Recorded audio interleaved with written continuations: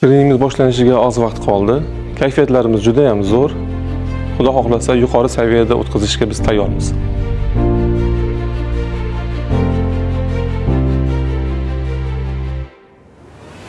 Biz yetib keldik. Kayfiyatlar juda ham zo'r. Trening boshlanishiga ham ozgina muddatla qoldi. Biz bu treningdan juda ham katta narsalar kutyapmiz.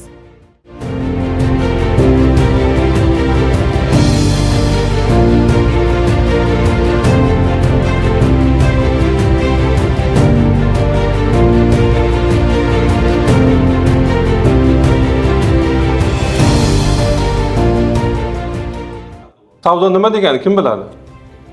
Savdo deganda kim nimani tushunadi? Ularning ehtiyojlaridan kelib chiqqan holda mahsulotlar taklif qilish.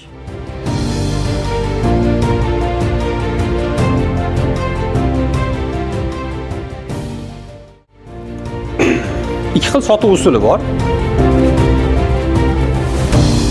Tranzaksion, konsultativ sotuv usuli bor.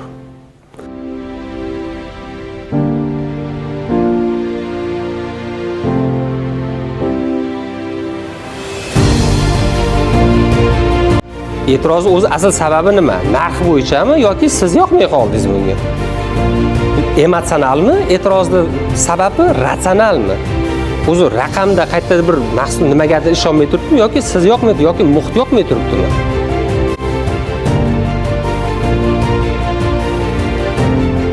Bugungi trening juda ham ajoyib bo'lib o'tdi. Bu treningda men o'zimdagi ko'plab savollarga javob topdim va bilim va ko'nikmalarga ega bo'ldim. Trening tashkilotchilariga katta rahmat. Bunaqa treninglarda yana ham ko'proq kutib qolamiz. Bugungi trening juda ham mazmunli bo'lib o'tdi. Agar bu trening pulli bo'lganda hech ikkilanmay sotib olib o'rgangan bo'lar edim. Tashkilotchilarga kattakon rahmat. Bundan-da zo'rlarini kutib qolamiz.